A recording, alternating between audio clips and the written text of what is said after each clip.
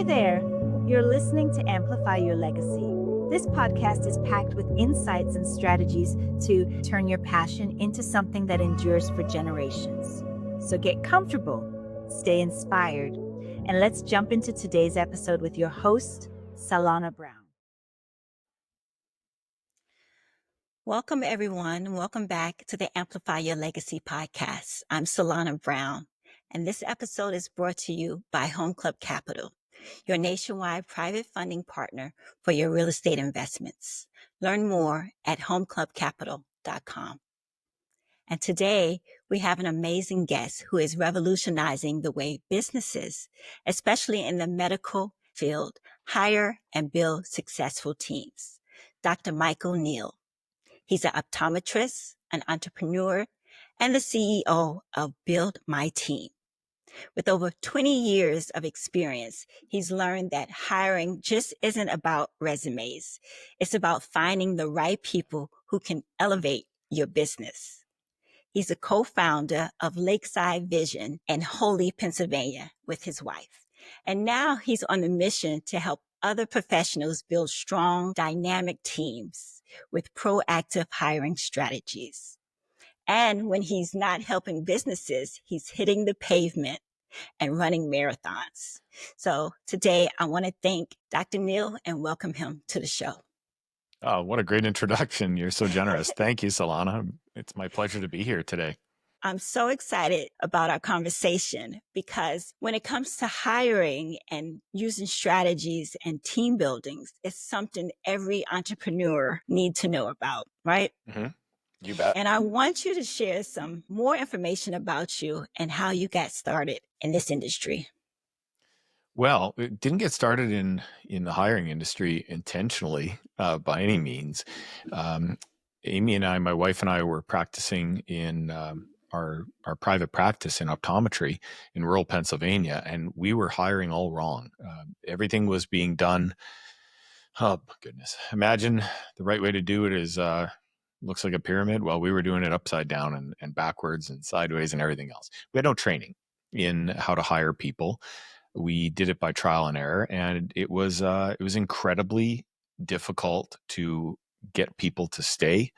You name it. So from there grew a deep investigation into how other companies are doing it, like Disney, the Four Seasons, those companies, and we were quite surprised that we were doing it backwards.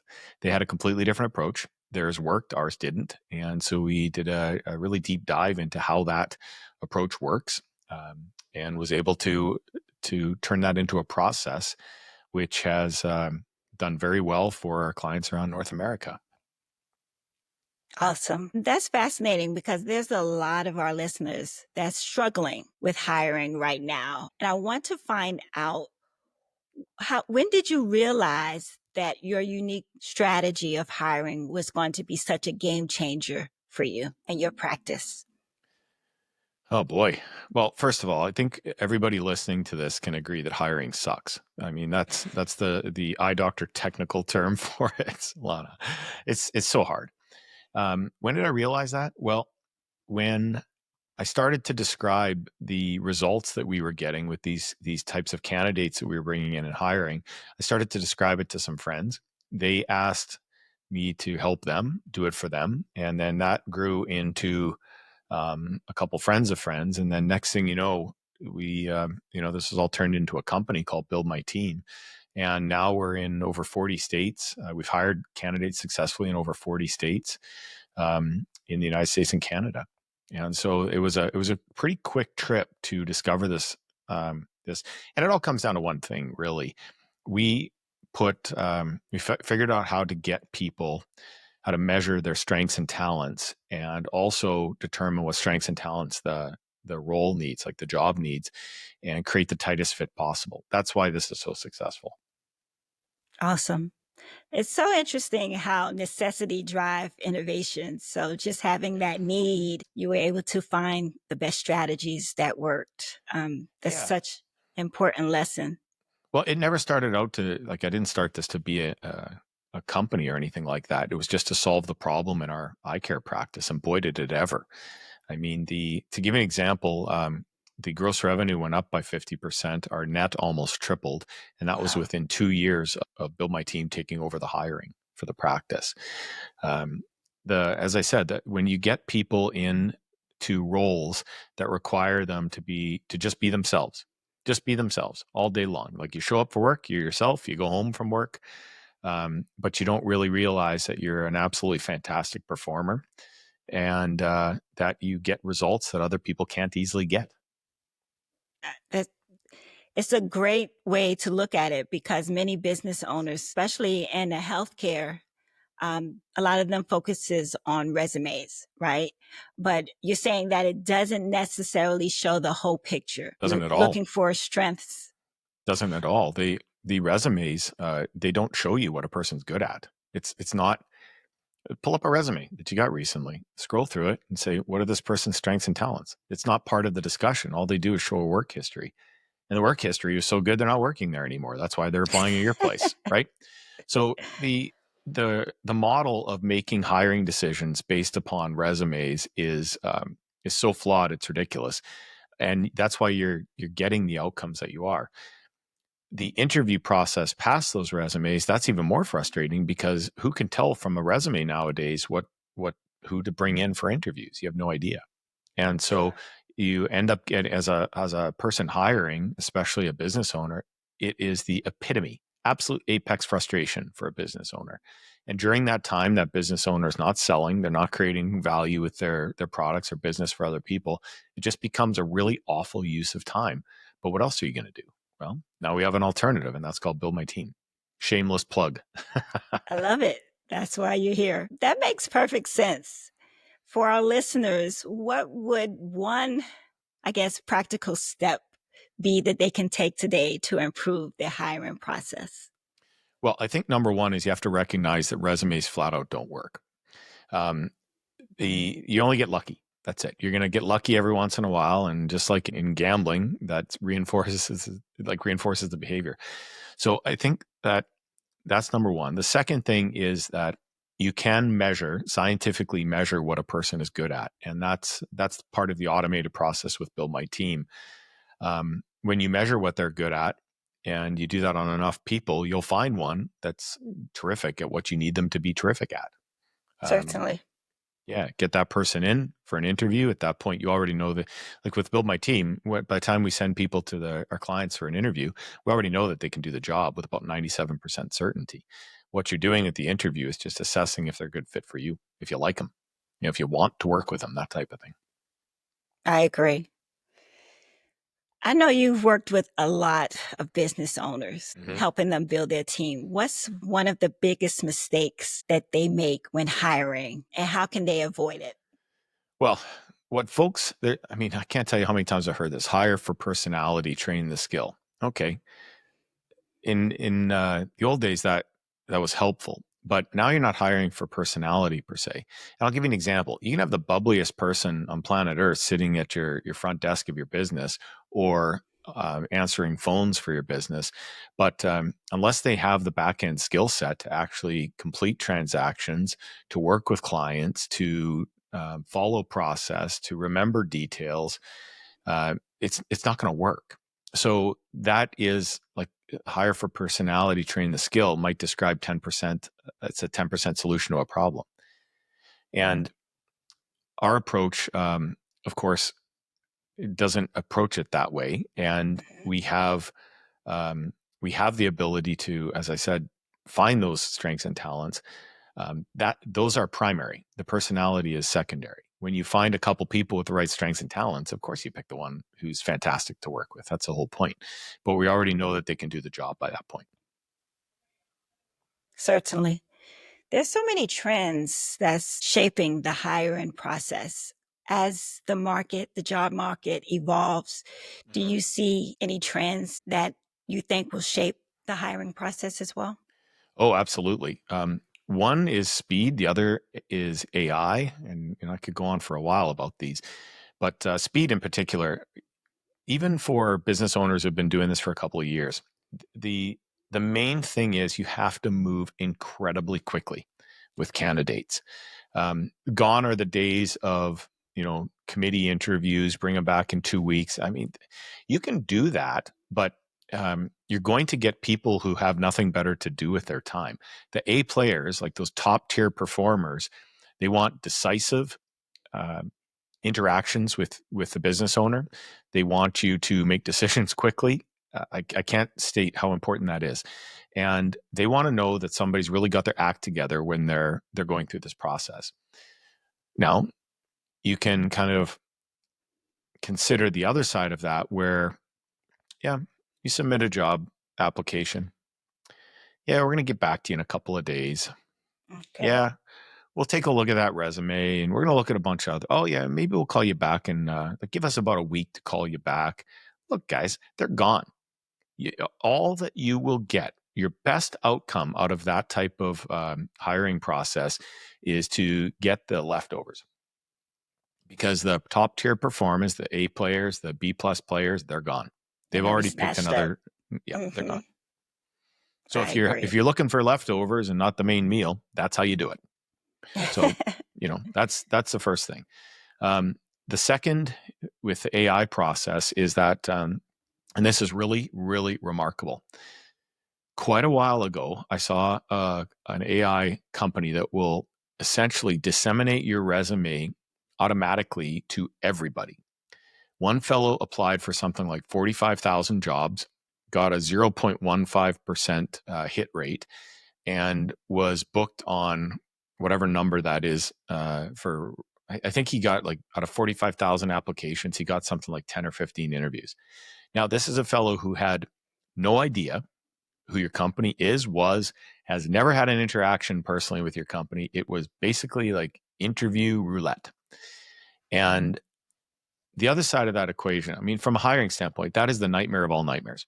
A fellow who has no idea about you, submitting a resume, could not possibly have ever had an interaction with your company with 45,000 applicants or applications submitted. And here you are. What are you going to do as a hiring manager, as a business owner? What are you going to do? So that type of company exists now. And just for 1 second, just imagine how much wasted time that is for all the business owners and hiring managers out there. I agree. Wow. What a disaster, right? An absolute, complete disaster. And that is a situation that I think is unfortunate, ridiculous, and really, really difficult to handle for business owners right now. So for business owners that don't want to waste time, they already have a team in place, but they're worrying about team dynamics and team retention. What's one strategy, or what is one tip that you would give them? Well, at Build My Team, we are by definition building teams, of course. So when folks are having what we might describe as a culture problem within their business, the number one way that I like to suggest to folks that they improve their culture is a little counterintuitive, but you improve your culture by letting the non-performers move on. You can work your tail off trying to attract top tier talent. However, when they don't have the ability to be top tier in your business, they're not going to take the position. Or even worse, they take it and they're gone very, very shortly thereafter.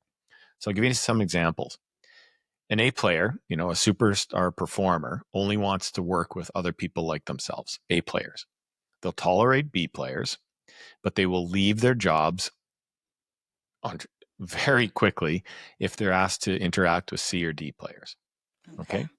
I had this conversation with a friend of mine over the course of the weekend. He is stupendously skilled at taking companies, kind of regular companies, and moving their IT systems to the cloud.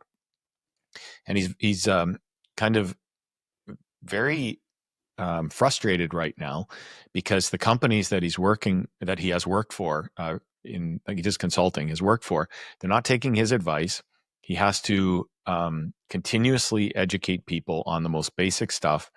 And it's one thing after another. where I told them the reason you're unhappy with where you're at is simply because you are an A player, you're A plus, A plus plus. I mean, absolute superstar. And you roll into these companies and you're being surrounded by C and D players with maybe one or two exceptions. And that's who you're asked to work with all day.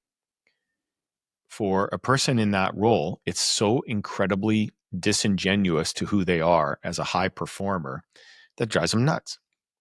And this fellow is paid exceptionally well. And as it turns out, the money just isn't worth it because he can't be himself surrounded by those types of people.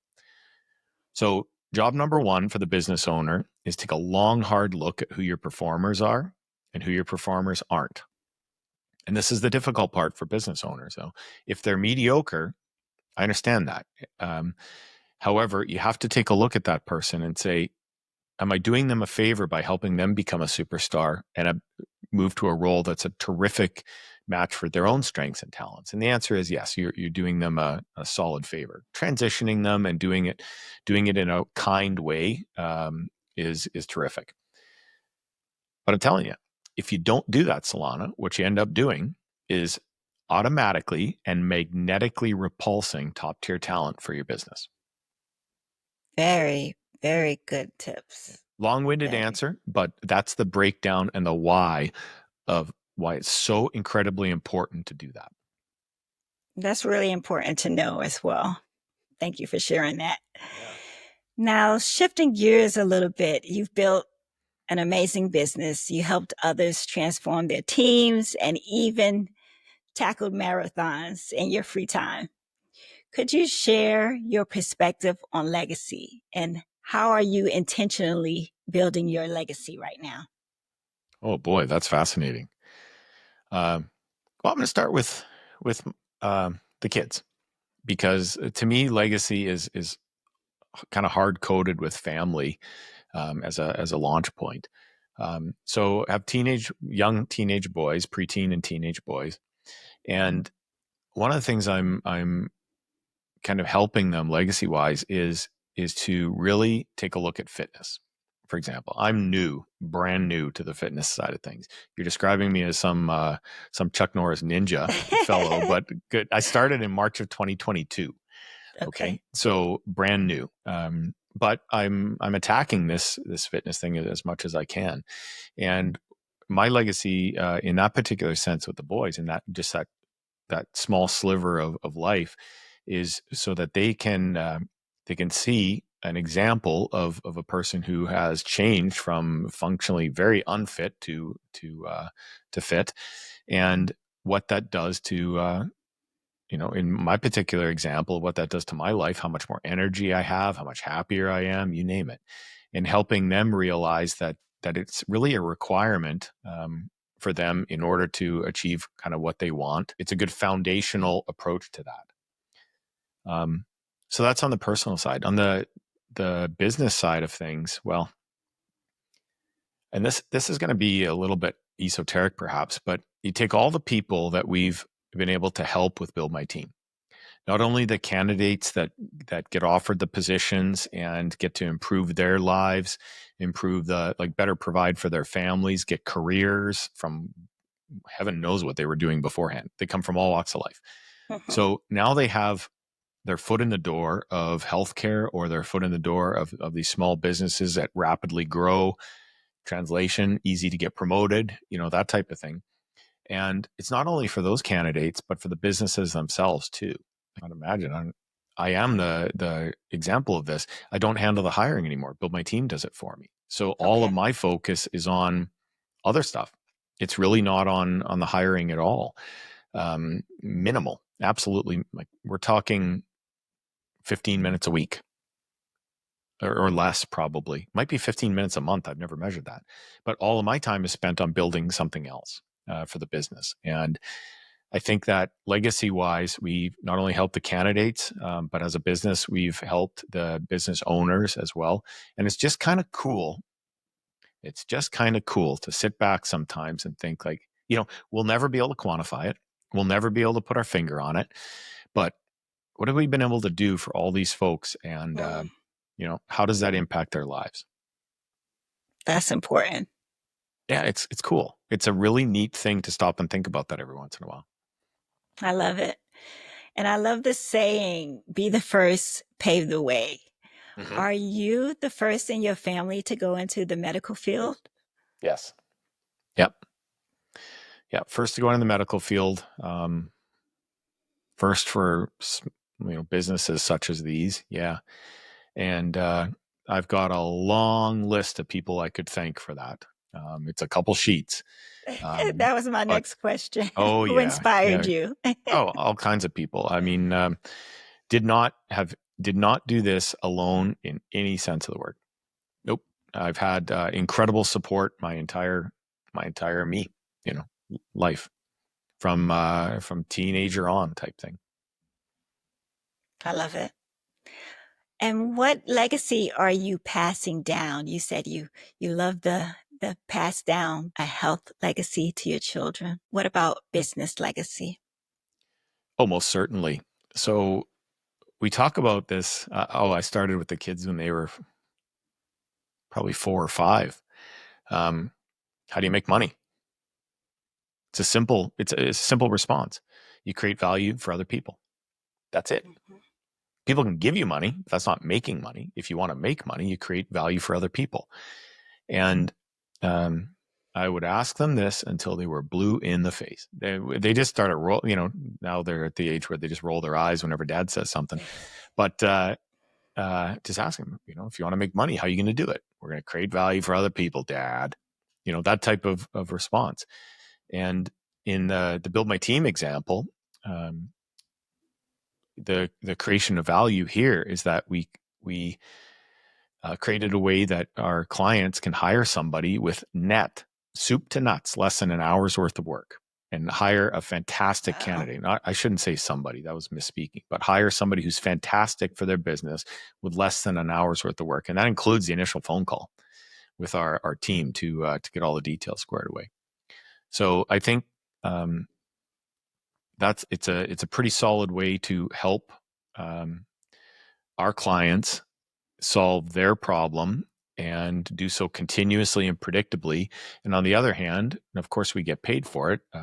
We are not expensive by any stretch of the imagination, and it's mostly automated. So it becomes a very predictable service for our clients. And I think that's the value creation that we're providing, and it's really cool that the kids see that. That's great. I love it. I mean, legacy is definitely about impact, and you're making a real difference in the way businesses hire and grow. So that's a wonderful legacy. Well, we're as a company. It's not just me though. It's the rest of our team. Mhm. They are the ones that deserve the full credit with regards to that. They are the ones talking to our clients on a regular basis. We have a person who talks to the candidates when they need assistance. It's all automated, but sometimes they need a little bit of nudge. It's just the personal touch that we provide. And then we have our operations manager, Frank, who runs Build My Team. He also runs at a high level. He runs the practice as well. So he has to, that old saying about eating your own dog food. Well, Build My Team does the hiring for the practice. So it's been a process where we get to see how to improve the entire hiring process because we have to work with the people that we just brought in. It's a fantastic feedback loop to just improve and improve and improve. Oh, that's great because you mentioned improvement. I would imagine that just like a business evolve, our legacy evolve as well. What advice would you give to someone who's just starting to think about their legacy? Yeah, boy, oh boy. Well, if you're just starting, the first thing that pops to mind, and I might have something better, I'm not sure, it's to be ethical. That's the first thing that popped into my head as soon as you said that. In business, there's so many opportunities not to be ethical, and it's awful. It will haunt you every single time. And when you get a little further on in a business career, you can't I won't do a deal, partnership, and anything with folks who aren't ethical. Just not Mhm. interested. Why bother? Not You worth it. know it's going to blow up in your face. And I can't remember who said it, but it takes a lifetime to build a reputation and moments to tear it apart. So, in terms of a legacy, yeah, I would say that would be one of the top things that I could think of as far as a place to start. Great answer. I love it. Before we wrap up, where can listeners connect with you and learn more about Build My Team? Oh, thanks. Yeah. Well, we love to help small businesses. And so if you have hiring issues, if you're frustrated, if you have very little hair left on your head like me, you've just thrown up your hands in the air. Remember, we're very affordable. Go to buildmyteam.com and schedule a consultation with one of our team members. They will sit and listen. They'll ask you a bunch of questions. We'll make sure we can help you. If we can't, we won't work together. But if we can help you, look out, because we're going to help you transform your business and grow like crazy. That's the whole point. That's how we build our legacy over and over, as I said. Certainly. Dr. Neal, do you have any last minute tips that you want to share with our audience? The thing that pops in my mind right here is how I used to feel when I was the fellow in charge of trying to get people on the team without the Build My Team process. And it was horrible. Capital H, horrible, horrific, cataclysmic, disastrous, all those, like, pull out your thesaurus, been there, done that. And the thing to point out, you don't have to do that. You just don't have to go down that route anymore. There's a new way to find these superstars. It's not too good to be true. We do this all the time. And, the company only does one thing over and over and over again. And so I would just ask your listeners to take a deep breath, give yourselves some grace, and hop on buildmyteam.com and get some help. And then once you do, you're off to the races, because you can focus on all the stuff you love instead of the death by 1,000 paper cuts from the resumes and and all that stuff. So that's what I would, my last tip there. Well, thank you, Dr. Neal. I appreciate you sitting and chatting with me. It was fun. It really was. And thank you for sharing your business strategies and practical tips with us. To everyone listening, if today's episode resonated with you, make sure you reach out to Dr. Neal and start rethinking how you hire. And don't forget, today's sponsor is Home Club Capital, your nationwide private funding partner for your real estate investments. Visit homeclubcapital.com to learn more. And as always, if you enjoyed this episode, don't forget to subscribe, leave a review, and share it with someone who needs to hear it. Until next time, keep growing, keep innovating, and keep building a team that builds and brings your vision and legacy to life. Bye-bye for now. Thank you. That's all for this episode of Amplify Your Legacy. A huge thank you for listening in today. I hope today's conversation has sparked some reflection on your own legacy. Let's keep the conversation going. Connect with me on LinkedIn or Instagram at Sallana Brown, and visit sallanabrown.com for more resources on growing and preserving your legacy. Be sure to leave a rating or review. It helps others discover the show. And don't forget to subscribe to the podcast so you don't miss out on future episodes packed with inspiration and actionable strategies. Until next time, keep amplifying your legacy.